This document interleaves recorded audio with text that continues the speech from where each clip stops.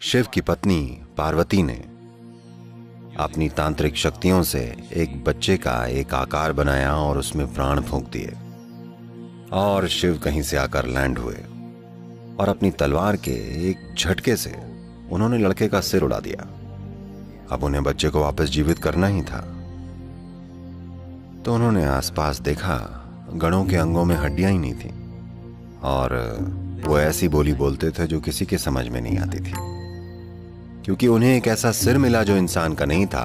वो अत्यधिक प्रतिभाशाली थे।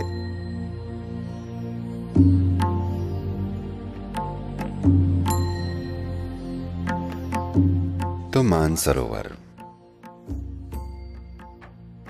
बहुत महत्वपूर्ण है, क्योंकि ये सांस्कृतिक रूप से महत्वपूर्ण है, क्योंकि जब भी शिव, वो थोड़े घुमक्कड़ किस्म के गृहस्थ हैं, वो दूर निकल जाते हैं,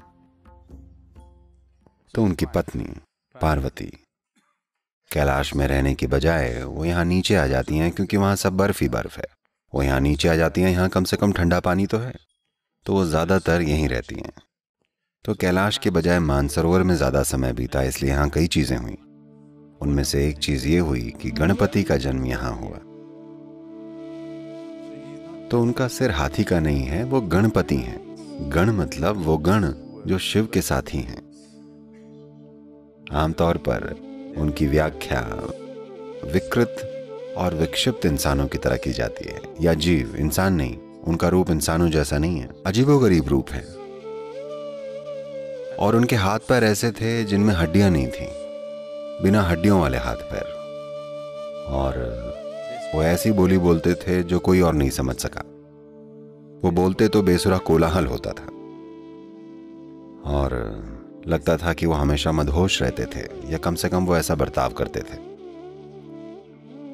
तो उन्हें गण पुकारा गया और वो शिव के परमानेंट साथी थे, हर समय उनके साथ रहते थे। दूसरे आए और गए, पर वो हमेशा वहीं रहे। तो ऐसी ही एक यात्रा पर शिव निकले, तो वो 12 साल के लिए चले गए।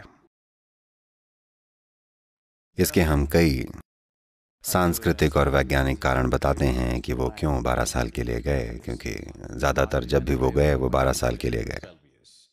तो एक बार जब वो गए हुए थे और जब वो 11-12 साल बाद वापस लौटे, पार्वती यहाँ झील के किनारे बैठी हैं। मैं चाहता हूँ आप इसकी कल्पना करें, एक अकेली स्त्री मानसरोवर के तट पर बैठी हैं और वहाँ कुछ भी नहीं है। उनको एक बच्चा चाहिए। वो एक बच्चे को जन्म नहीं दे पा रही हैं, क्योंकि शिव का बीज मानव नहीं है। तो ये साफ है कि उनका बच्चा नहीं हो सकता। पर जब वो अकेली होती हैं, जब वो शिव के साथ होती हैं, तब वो ठीक रहती हैं। जब वो लंबे समय के लिए चले जाते हैं, उनकी ममता जाग उठी और उनको एक बच्चा चाहिए। तो एक दिन उन्होंने अपने पूरे शरीर पर चंदन का लेप लगाया, कुछ समय इंतजार किया और फिर धीरे धीरे उस पूरे लेप को निकाल दिया। जब आप ऐसा करते हैं तो कुछ मात्रा में आपकी त्वचा या उसकी कोशिकाएं साथ में आ जाती हैं। इसका उपयोग करके और अपनी तांत्रिक शक्तियों से उन्होंने उसे एक बच्चे का आकार देकर उसमें जान फूंक दी। एक सुंदर सा छोटा बच्चा आ गया और उसका साथ पाकर वो बहुत खुश हुई और वो बड़ा हो गया। वो बस 2 ही थे और कोई नहीं था। और शिव कहीं से आकर लैंड हुए। कोई नहीं जानता वो कहाँ जाते हैं। वो और उनके साथ ही लैंड हुए, पूरे सब के सब मदहोश और आनंद में। शिव अपनी पत्नी से मिलने आ रहे हैं, वो उस तरह के हैं।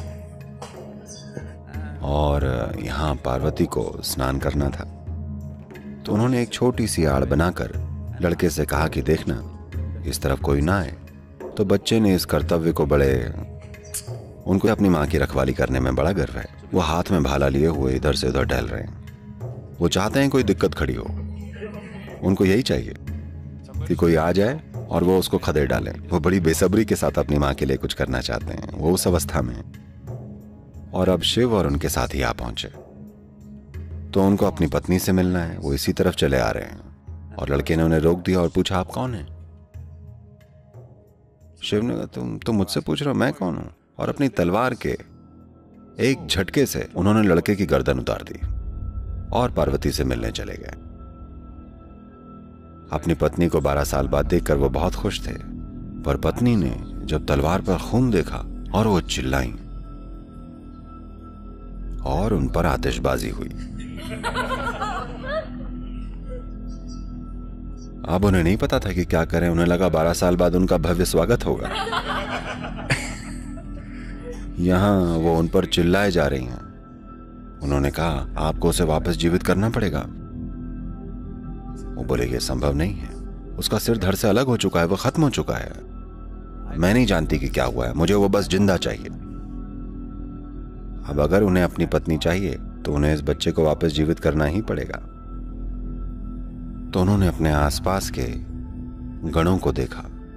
They were all there, kiki like this. वो सब वहां किकी कर रहे हैं। तो उन्होंने आसपास देखा और गणों के लीडर को देखा। उन्होंने उससे पूछा, क्या? उसने कहा, ठीक है। तो उन्होंने उसका सिर काटकर लड़के पर लगा दिया। यह पहला हेड ट्रांसप्लांट था। तो अब बच्चे का शरीर इंसान का है और सिर एक गण का, वो भी गणों के प्रमुख का सिर, और उसका एक अंग है जिसमें हड्डी नहीं है, बिना हड्डी का एक अंग। तो वो गणपति बन गए, गणों के प्रमुख। फिर कहीं कुछ समय बाद शिवकाशी के कलाकारों ने, जो तमिलनाडु में है, क्योंकि उन्होंने कभी कोई गण नहीं देखा था और यह जगह हाथियों से भरी हुई थी, बिना हड्डी का अंग मतलब वो हाथी के अलावा कुछ कल्पना नहीं कर पाए। धीरे धीरे उन्होंने उनको एक हाथी बना दिया। अब वो चाहे जो भी कर लें, आज हर कोई उन्हें गणपति ही कहता है, कोई उन्हें गजपति नहीं कहता। ठीक है, कुछ लोग इन दिनों गीत लिख रहे हैं, वो उन्हें गजपति बोल रहे हैं, पर यह फिट नहीं बैठता। गणेश और गणपति ही जचता है, क्योंकि वो गणेश हैं, वो गणपति हैं, वो गणों के राजा या लीडर या गणों के प्रमुख हैं। क्योंकि उन्हें एक ऐसा सिर मिला जो इंसान का नहीं था, इसलिए वो अत्यधिक प्रतिभाशाली थे। इस बेहद तीव्र बुद्धिमत्ता के कारण उन्होंने कभी भी किसी चीज को अपने जीवन में बाधा नहीं बनने दिया। जीवन की हर बाधा दूर हो सकती है अगर आपके पास पर्याप्त बुद्धि है ना? उन्होंने यही सिद्ध करके दिखाया, इसलिए हम उन्हें विघ्नेश्वर बोलते हैं। उन्होंने सारे विघ्न दूर कर दिए क्योंकि उनकी बुद्धि उस लेवल की है।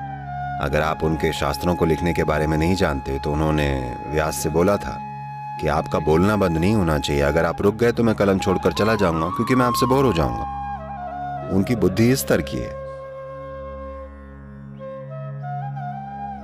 गणेश चतुर्थी का मतलब अपनी तोंद को बढ़ाना नहीं है, बल्कि अपनी बुद्धि को बढ़ाना है, क्योंकि वो अपनी बुद्धि के लिए ही जाने जाते हैं, न कि अपनी तोंद के लिए। पर आज हम अपने बच्चों को बता रहे हैं, करके बता रहे हैं कि वो अपनी बड़ी तोंद के लिए जाने जाते हैं, न कि अपने बड़े दिमाग के लिए। वो अपनी बड़ी बुद्धि के लिए ही जाने जाते हैं। तो गणेश चतुर्थी अपनी बुद्धि को बढ़ाने के लिए होनी चाहिए, न कि अपने पेट को, कि नहीं?